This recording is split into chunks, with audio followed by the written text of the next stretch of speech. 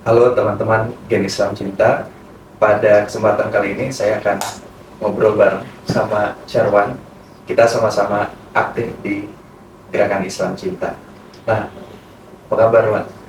Alhamdulillah baik. Baik, oke. Nah, kita langsung akan ngobrol hal yang penting banget nih, Wan. Jadi, salah satu program dari Islam Cinta itu adalah program Masjid Kita. Nah, program Masjid Kita ini adalah salah satu program yang diikuti sama Syarwan secara aktif. Nah, sekarang kita mau lebih tahu dalam permasalahan masjid-masjid di Indonesia. Oke, sekarang eh, kira-kira program masjid kita itu secara umum apa? Oke. Terima kasih nih buat Bang Ito yang udah kita ngobrol santai tapi uh, ada yang bermakna yang bisa dapat diambil Pastinya. Nah, sebelum kita kayak mengetahui gimana tentang program-program yang ada pada masa kita, sebenarnya kita harus tahu dulu sebelumnya problem yang ada pada masyarakat. Problem yang ada pada masyarakat terutama yang di masjid nih. Yang mana di masjid itu sendiri kan kita bisa lihat masyarakat menjadi tempatnya berkumpulnya masyarakat ya, apalagi umat Islam terutama kan. Nah, secara nggak langsung masjid itu menjadi pusat interaksi. Pusat interaksi umat Islam yang ada, walaupun interaksi mungkin hanya sebatas mungkin masjid dalam lingkup komplek perumahan atau ya. perumahan atau masjid atau apa, tapi setidaknya situ menjadi tempat interaksi masyarakat setempat. Nah, tentu kalau kita membahas sosial nih, tentu pasti ada permasalahan ya, problem.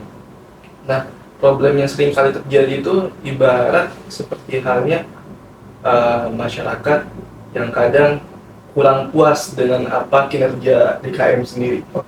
Misalnya keran patah nih, atau hal-hal sepele lainnya lah. Dan masyarakat setempat yang bahkan DKM-nya ngapain gitu ya. DKM-nya ngapain, kan sampai patah, padahal di masjid itu sendiri kan bukan DKM aja. Bukan DKM aja, bahkan masyarakat setempat, jamaah, dan juga tentunya sebenarnya seharusnya yang menjaga masjid itu kita semua, bukan DKM. DKM itu hanya struktur aja gitu. Tanggung jawabnya semua orang-orang yang ada sekitar masjid itu.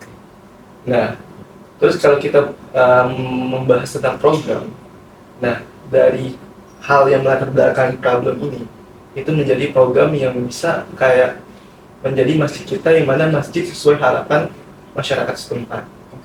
Nah, jamaah setempat yang mana masjid yang didambakan seperti halnya masjid yang ramah anak, masjid yang ramah disabilitas, ramah orang tua, sesepuh dan sebagainya. Dan itu tuh butuh sekali bagaimana, karena masyarakat yang berinteraksi di masjid itu bukan masyarakat yang seperti kita, tapi di situ juga merupakan menurut saya pusat peradaban umat Islam, di mana di situ bisa dijadikan tempat pendidikan buat generasi-generasi kita, dan berbagai macam halnya terjadi di masjid. Dan itu memang harus selalu diprogramkan, karena ada beberapa masjid ya kita tahu kegunaannya hanya seperti buat sholat, bahkan sholat pun jamaahnya ada 3 orang, 4 orang, 5 orang, sebagainya. bangunannya aja yang ada, Bangunannya ada. Nah, yang perlu juga terkadang agak diselewengkan, bukan diselewengkan, kayak ada kesalahan mungkin ya, atau kurang perhatiannya pengurus DKM itu sendiri. Mereka menyibukkan kayak bangunan masjid itu harus megah, megah dan sebagaimana macamnya, tapi jamaahnya nggak ada. Nah, itu yang menjadi PR besar sih buat problem yang terbesar juga buat pengurus masjid, takmir masjid dan sebagainya. Tadi Syarwan udah mention satu masalah di masjid, ternyata misalnya tadi bangunannya aja yang dibangun megah tapi aktivitasnya nggak banyak. Nah, kira-kira problem apa lagi sih yang ada di masjid? Karena saya sebagai orang yang nggak pernah terjun di kepengurusan masjid, saya ngiranya ya udah masjid itu tempat kita sholat, pulang, waktunya maghrib datang, pulang, itu aja yang saya tahu tentang masjid. Tapi ternyata kan ada masalah lain. Nah, kira-kira apa aja sih, Wan? Nah, problem di masjid tentu beragam ya. ada masalah internal, eksternal dari masjid itu sendiri. Yang mungkin internal mungkin kita bisa lihat dalam kepengurusan itu sendiri. Biasalah sama-sama kepala hitam tapi berbeda pikiran, itu hal biasa menurut saya. Dan itu sudah menjadi sunnatullah menurut saya.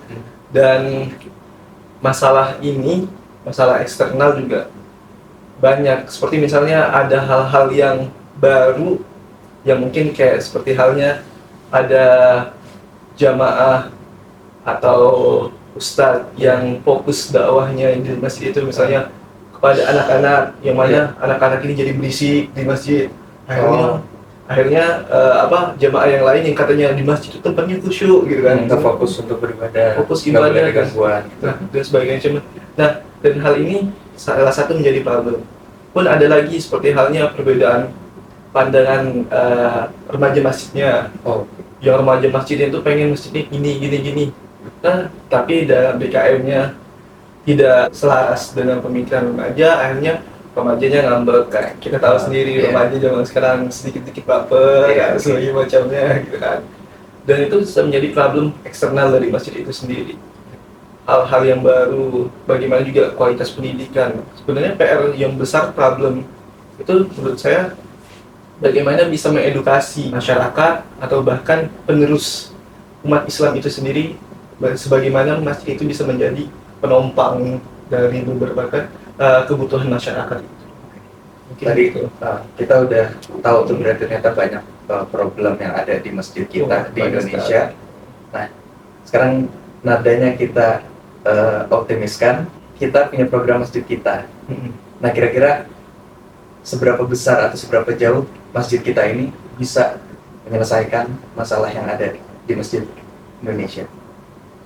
Optimis banget ya. Kalau masjid kita, program yang dicanangkan oleh teman-teman dari Gerakan Islam Cinta ini, dan itu cukup menarik ya. Yang mana dulu masjid ya mungkin bisa dibilang kurang perhatian lah. Apalagi generasi milenial sekarang yang sekarang susah buat terpaut dengan masjid. Dan optimismenya ketika kita membahas tentang program yang dicanangkan oleh teman-teman dari Gerakan Islam Cinta ini, tentang program yang akan dilaksanakan dengan menyelesaikan beberapa masalah atau problem yang di masjid, kita bisa lihat seperti halnya banyak sebenarnya masjid yang sudah sesuai harapan kita. Masjid kita banyak contoh. Nah, ketika masjid itu bisa, kenapa masjid yang ada di Indonesia rata-rata belum bisa? Mungkin anggaplah satu masjid yang masjid itu ramah anak, masjid itu sebagainya, yang ramah disabilitas sebagainya. Kenapa masjid yang berada di masyarakat malah sebaliknya? Masjid yang hanya berupa bangunan tapi tidak ada jamaahnya, atau bahkan masjid sepi jamaah dan sebagainya. Nah, program yang dicanangkan oleh Gerakan Islam Cinta ini menurut saya itu sangat bagus, dan hal itu emang patut diteruskan. Dan salah satu contoh programnya mungkin kayak kemarin diadakan pelatihan yang mana takmir masjid nih Jabodetabek gitu ya. Jabodetabek itu berkumpul, dan kebetulan saya menjadi salah satu peserta di pelatihan itu. Dan di situ benar-benar membuka wawasan bagi para takmir terutama. Dan itu kayak yang mana masjid yang selalu dipikirkan kayak masjid ya udah itu tempat ibadah, masjid ya udah itu tempat palang sholat dan sebagainya. Nah, namun ketika kita diedukasi tentang pelatihan ini, nah disitulah mulai ada seperti standar yang mana masjid yang bagus seperti apa standarnya. Jadi misalkan masjid standarnya masjid yang apa itu ramah anak, atau masjid itu ramah lansia, ramah disabilitas, atau bahkan masjid itu bisa mempunyai ciri khas sendiri. Seperti halnya kemarin kita bisa lihat masjid yang berada di Turki, yang dimana edukasi tentang anak-anaknya itu luar biasa. Yang ada ajak main untuk anak-anak juga. Masjidnya ajak main. Bahkan yang di Indonesia tuh anak-anak gak boleh main nih di masjid. Nah, tapi di Turki malah diajak main ya. Dimana kita merangkul anak-anak itu di masjid. Karena mungkin kurangnya juga edukasi kepada masyarakat yang menganggap bahwa ya anak-anak di masjid paling main doang. Cuman yang problem terkadang tuh anak-anaknya ada di masjid, orang tuanya nggak ada nih, Iya, ikut jamaah di masjid. Iya, Dan akhirnya anak-anak kurang bimbingan juga dari orang nggak tua, terkontrol. tidak terkontrol dan sebagainya. Mungkin itu. Oke, tadi kita udah ngobrolin tentang masjidnya. Nah, sekarang saya mau nanya sama Syarwan, kenapa Syarwan yang masih muda, ya kan? Terus, tapi udah punya concern yang besar banget untuk masjid di Indonesia. Kenapa, Wan? Pertanyaannya sih sebenarnya kayak kita ngomong santai tapi sesusah gampang ya. Asik. Nah, pertanyaan kenapa saya tertarik dengan masjid, terutama masjid yang saya perhatikan, karena saya berasal dari pedalaman Sumatera, yang mana saya melihat masjid itu masih cukup perhatian. Tapi ada masjid atau saya di sana namanya Langgar ya, kalau langgar di sana. Langgar atau musola, surau. Nah di situ aktif, di mana di masjid situ ada yang aktif, ada yang nggak terlalu biasa ya. Nah masjid yang aktif ini kayak misalnya mereka setiap malam antara maghrib isya ada pengajian ya, anak-anak walaupun berisik tuh di masjid ya. Dan itu oke karena emang itu waktunya anak-anak. Oh, Kayak ada timeline waktu ini untuk anak-anak. Waktu ini berarti itu waktu emang khusus pengajian anak-anak. benar. Nah, sudah itu ada isyanya, nanti ada pelajaran atau edukasi tentang qiraat, seperti pembacaan tilawah, murotal, sebagainya. Kemudian habis subuh itu pengajian yang biasanya anak-anak juga, itu biasanya ada pengajian berhafal Quran buat anak-anak, dan alhamdulillah edukasi di situ cukup kental dijamin dengan Islam. Nah, ketika saya merantau ya terus dari Jambi nih, Mana tuh? saya di pesantren kan di Depok, di pesantren di Depok, di Cinere terutama tepatnya, dan saya melihat sekitar, wah ternyata anak-anak di sini di sekitar masjid ini kayak bukan bilang nggak diurus tapi emang kayak kurang edukasi lah ya. Iya. Dimana ketika saya lihat umur kamu berapa, umurnya udah usia SMP, yang mana baca Iqra 2 atau Iqra 3 atau itu pun masih terbata-bata. Nah, ketika itu saya yang masih berusia SMP pada saat itu yang alhamdulillah sudah bisa lah setidaknya baca sedikit Al-Quran gitu kan, kayak loh kenapa gitu kan, ada problem apa, sehingga ketika itu emang didikan orang tua itu teramat penting ya. Dan masjid juga bisa menjadi didikan itu ketika orang tua tidak bisa mencakupi atau tidak bisa memenuhi.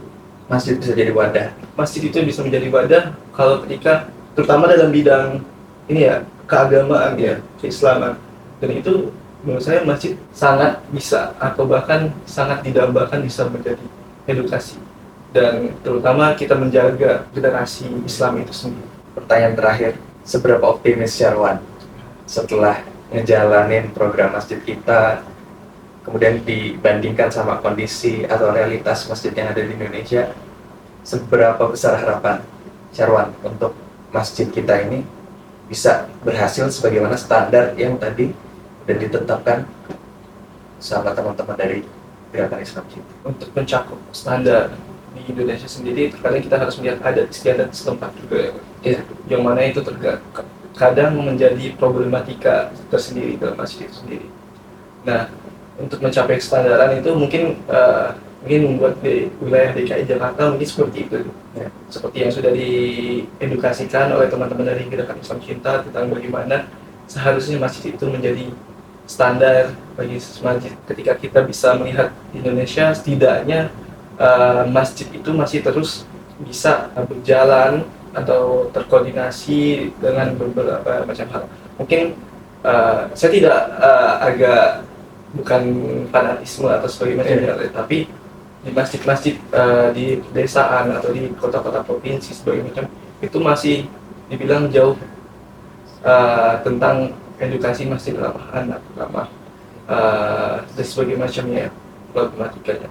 Nah, optimisme saya ketika edukasi ini sampai kepada teman-teman yang berada di luar DKI Jakarta terutama, dan optimisme saya setidaknya cara pandang mereka terhadap masjid itu bukan hanya sekedar tempat sholat saja untuk sementara.